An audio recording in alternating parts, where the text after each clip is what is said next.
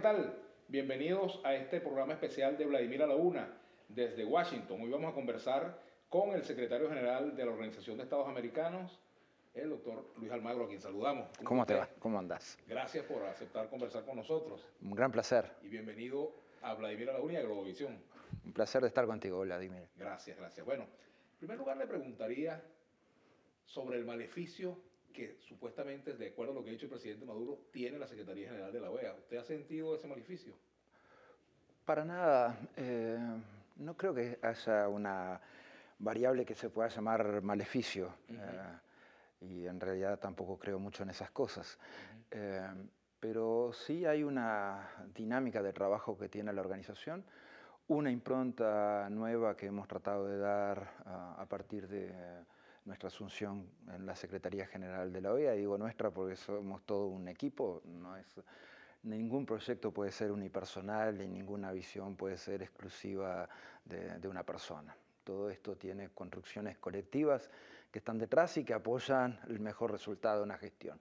Y ese mejor resultado de la gestión tiene que ver con una línea de trabajo que obviamente implica involucrarse en los problemas del continente y sobre todo aquellos problemas que hacen a la realidad de la gente, ¿no? O sea, la dimensión política, pero la que tiene que ver específicamente con funcionamiento de la democracia y con el funcionamiento de los derechos humanos y el mejor sistema de protección de los derechos humanos. Y estas cosas, obviamente, cuando uno las trabaja, se transforma en una línea de trabajo que es una línea de problemas, porque los países son muy sensibles a estas cuestiones.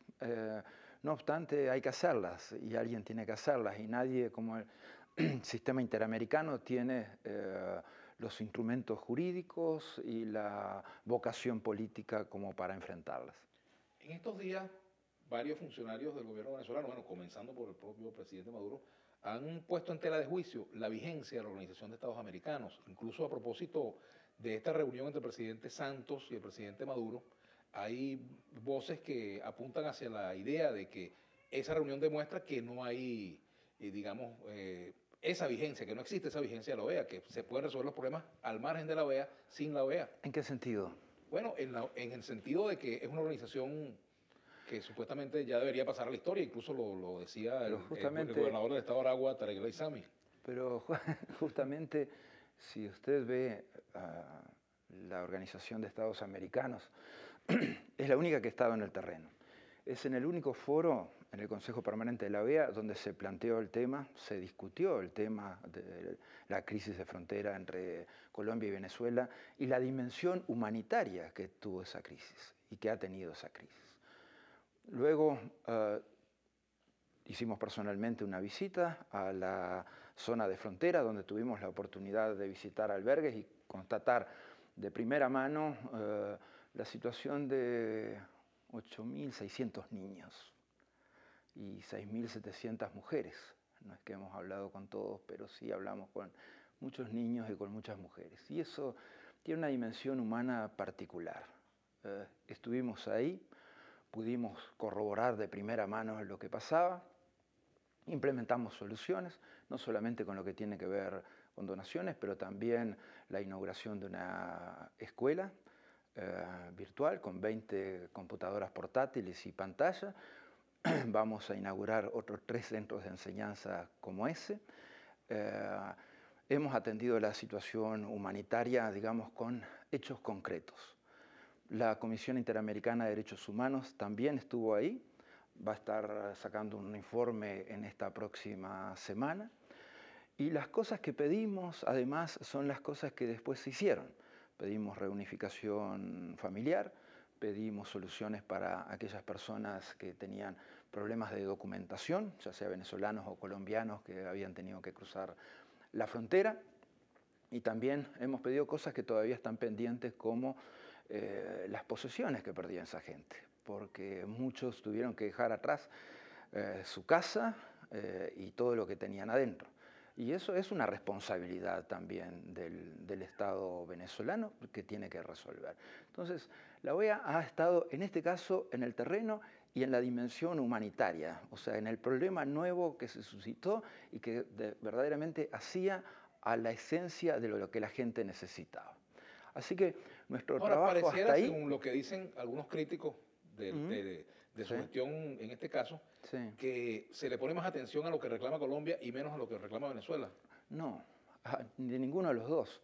Y nosotros en nuestros comunicados hemos sido muy claros respecto a algunas responsabilidades de un lado y del otro respecto a los temas, ¿no? O sea, a todos estos temas.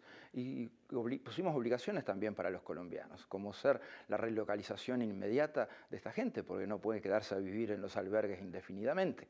O sea que también pusimos hincapié en muchas cosas que tiene que hacer el Estado colombiano. Pero sí nos centramos en el problema real. Entonces, la OEA nunca propuso otra cosa que el diálogo directo entre los presidentes. Si los presidentes entendían que tenían que tener testigos, nosotros consideramos que la OEA tiene que actuar en el plano del deber ser. Y el plano del deber ser implica que no podemos hacer tranzas o concesiones cuando hablamos en temas humanitarios y temas de derechos humanos.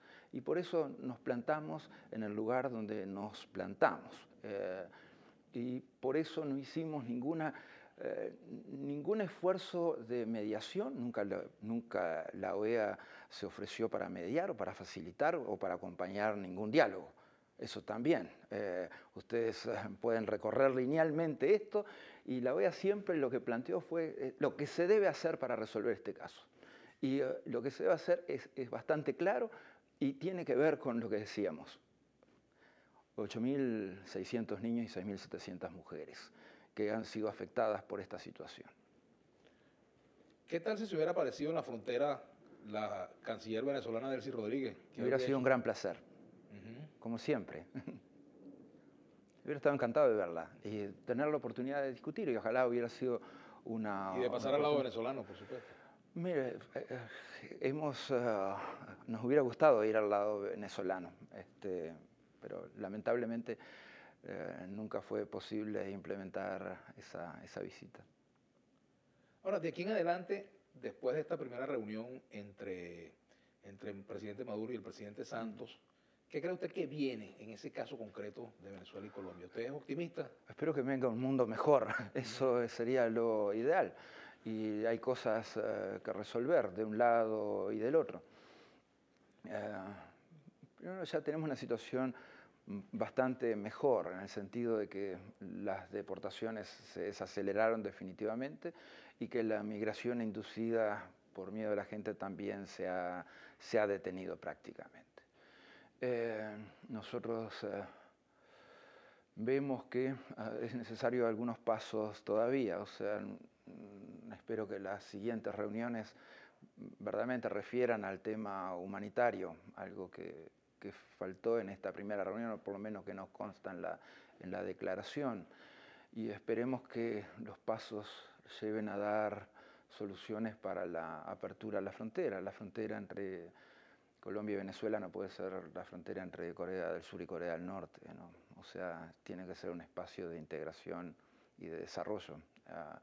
Y por lo tanto, una medida que se tomó al día siguiente como ser el cierre de frontera al día siguiente del acuerdo, ¿no? Se tomó la medida de cerrar la frontera en el estado de Amazonas, lo cual suma lo que se ha hecho en Zulia, Táchira y Apure. Verdaderamente estamos tratando de entender esa lógica, ¿no? Porque si ese es el camino en la normalización, estamos en dificultades. Vamos a hacer una pausa. Al retorno me gustaría que abordáramos un poquito sobre el rol de UNASUR y la CELAC y el papel que puede corresponderle a la OEA en medio de ese escenario en el cual estas dos instituciones están también jugando su papel, su rol. Vamos a hacer una pausa y ya regresamos con el secretario general de la Organización de Estados Americanos, Luis Almagro.